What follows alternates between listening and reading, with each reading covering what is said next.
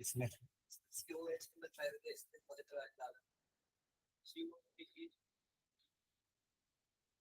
by giving missing starting material, reagent or product. और भी कुछ हो सकता है, मतलब स्टार्टिंग मटेरियल कुछ मिस हो रहा है या रिएजेंट मिस हो रहा है या प्रोडक्ट, सारे ही बताने हैं ना। हाँ हाँ हाँ होगा ना। ये आपका ये जो KOH है ना, इससे भी तो आपको वाटर मिल जाएगा। वो हाइड्रोलिसिस करनी है तो उसके लिए आप एसिड लो या बेस लो, दोनों चलेगा। हाँ हो जाएगा। चलिए, तो क्वेश्चन नंबर 7 तक हमने लास्ट क्लास में देखा था, जिसमें हमने देखा था ना कि इनमें से कितने लोग कैनिजारो देंगे, कितने एल्डोल देंगे और कितने कुछ भी नहीं देंगे। राइट, यहां तक हमने देखा था। आगे बढ़ते हैं next question number 8। Question number 8 में देखिए, आपके पास इथेनॉल है, आपको इससे ब्यूटेन 1,3 डाइऑल बनाना है, ब्यूट 2 इनल बनाना है और ब्यूट 2 इनोइक एसिड बनाना है। 3 रिएक्शंस लिखने पड़ेंगे जिससे इथेनॉल इन तीनों में कन्वर्ट हो जाए। क्वेश्चन समझ में आ रहा है क्या?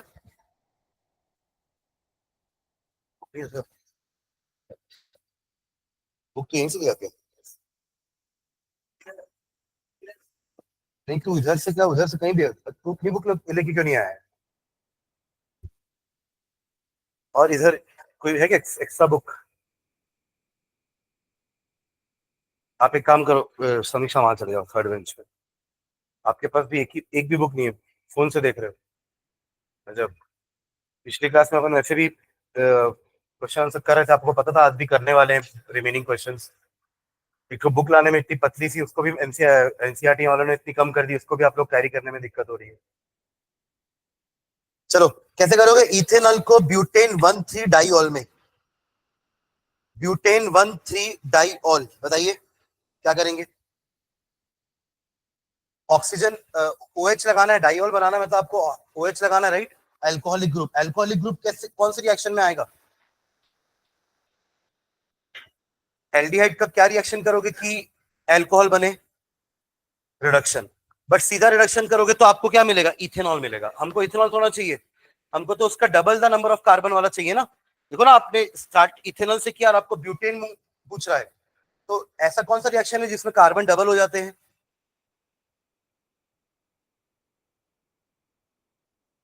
एल्डोल कराएंगे? कराइए दोनों का एल्डोल जल्दी से। एल्डोल करके मुझे पहले प्रोडक्ट बताइए कि एल्डोल का प्रोडक्ट क्या होगा। एल्डोल का प्रोडक्ट बताइए।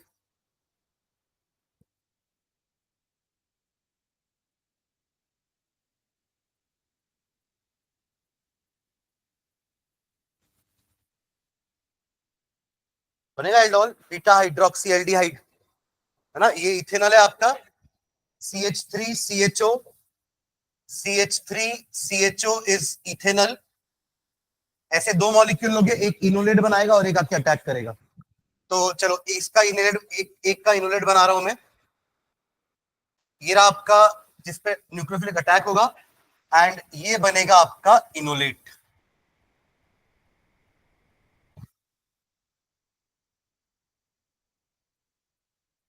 समझ रहे? वहां से एक एच हट गया ना, और नेगेटिव चार्ज मिल गया, यही तो आपका इनोलेट है। अब यही आकर के यहाँ नेगेटिव और यहाँ पॉजिटिव पे अटैक करेगा। समझ रहे हैं क्या? तो साइड से जुड़ेगा, कोई ब्रांचिंग वगैरह नहीं आएगी। 4 कार्बन बैक टू बैक लगाना, जिसमें ये वाला कार्बन आपका एल्डिहाइडिक कार्बन होगा, कॉर्नर पे रहेगा एल्डिहाइड हमेशा। और बीटा हाइड्रोक्सी मतलब कहां पे लगाएंगे? Beta hydroxy. ये तो पहला चीज बना। अभी ये भी आपका डाइऑल नहीं बना है, अभी एक ही ऑल आया, एक और लगाना है।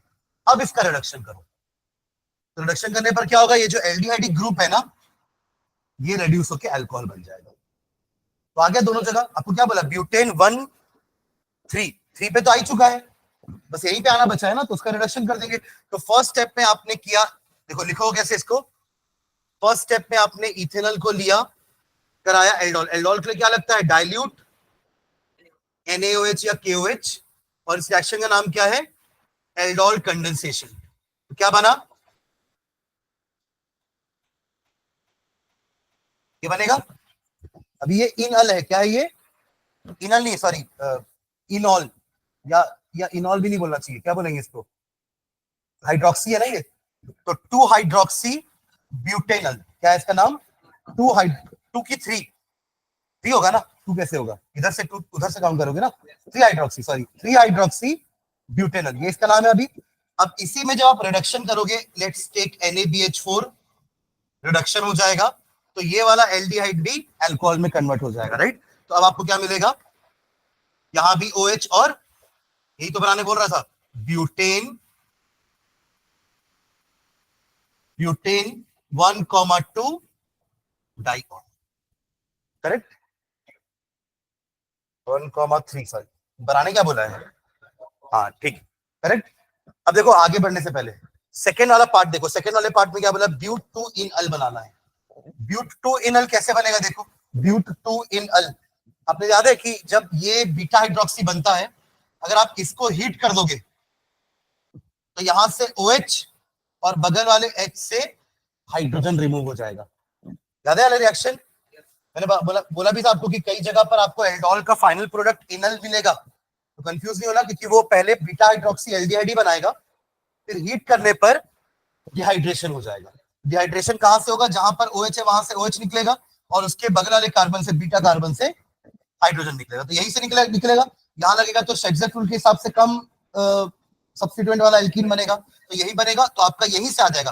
तो अगले वाले के लिए भी यहां तक तो सेम करोगे, और अगला स्टेप हो जाएगा H2O के साथ, H2O के साथ बोल रहा हूँ, मतलब हीट करना है, वाटर तो बाहर आएगा, हीट करेंगे, ठीक है, वाटर बाहर आएगा और क्या करेंगे, हीट, और क्या बन जाएगा, ब्यूट इन अल, करेक्ट, ब्यूट टू इन अल, तो हो गया ना। तीसरा वाला आप लोग सोचो क्या करोगे, but two enoic acid, but two enoic acid क्या करोगे, यहां तक फिर करोगे, क्योंकि ब्यूट टू इन तो चाहिए ना, यहां तक, सॉरी, ब्यूट टू इन अल है ये, अल को ओइक एसिड कैसे बनाओगे, एल्डिहाइड को कार्बोक्सिलिक एसिड कैसे बनाओगे, ऑक्सीडेशन। तो यहां अगले थर्ड वाले के लिए फर्स्ट स्टेप, सेकेंड स्टेप और थर्ड स्टेप इसी को कर देना ऑक्सीडाइज, तो आपको मिल जाएगा butanoic acid, समझ गया, ये तीनों पार्ट बता दिया मैंने, समझना वापस से, ये है आपका फर्स्ट पार्ट, ये है सेकेंड पार्ट यहां तक, और ये है थर्ड पार्ट पूरा यहां तक। हर बार चालू यहीं से करना है, और हर बार एल्डोल तो करना है। अब उसके बाद क्या करना है, एक बार रिडक्शन किए तो फर्स्ट प्रोडक्ट मिला, एक बार हीट किए तो सेकंड मिला, और एक बार हीट करके ऑक्सीडाइज किए तो थर्ड मिला, समझे क्या, अच्छा क्वेश्चन है ये वाला, नोट डाउन करो इसको फटाफट।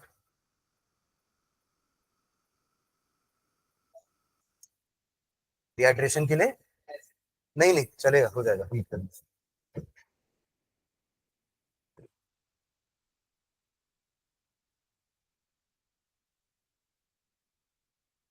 एसिडिक डिहाइड्रेशन करवाए थे क्या वहां पर,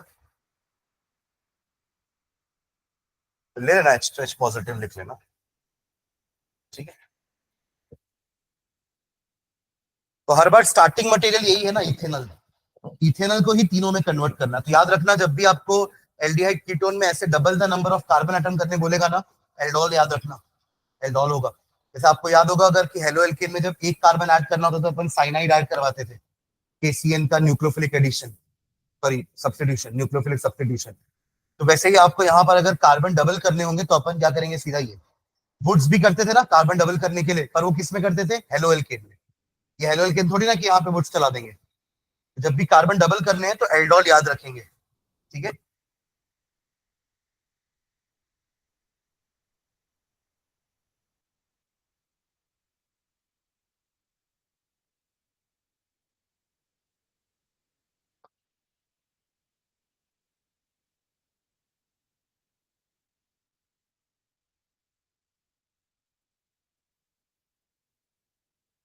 ये अपन किए 12.9, चार प्रोडक्ट बनाए थे ना अपन, इथेनॉल और प्रोपेनॉल को यूज करके, पर यहाँ प्रोपेनॉल और ब्यूटेनॉल दिया हुआ है, तो ये आप लोग बनाना 12.9। चलिए 12.10 पढ़िए, 12.10 जिनका हो जाएगा 12.10 पढ़ेंगे। ये वो एक सॉल्ट एग्जांपल जैसा क्वेश्चन है 12.10। हमने जो लास्ट क्लास में सॉल्ट एग्जांपल वाला क्वेश्चन किया था ना, कि कीटोन था वो एसिटोफिनॉन, वही टॉलरेंस नहीं कर रहा है, फेलिंग्स नहीं कर रहा है, तो आपने कंक्लूड किया था कि ये कीटोन होगा। सिर्फ जनरल फॉर्मूला दे दिया था, मॉलिक्यूलर फॉर्मूला, आपको प्रेडिक्ट करना है कि वो प्रोडक्ट क्या है। ठीक है, जल्दी पढ़िए क्वेश्चन नंबर 10 क्या क्या दिया है उसके हिसाब से बताओ। सबका हो गया 7th वाला। ऐसे मत बनाओ जैसे मैंने बनाया, आप लोग अलग अलग तीन उसमें लिखो ना भाई आंसर को, तब तो आप तीन चीजों को आइडेंटिफाई कर पाओगे। पहला का आंसर आपका ये होना चाहिए, दूसरे का आंसर आपका यहां से यहां तक होना चाहिए, और तीसरे का आंसर आपका फिर यहां से यहां तक होना चाहिए।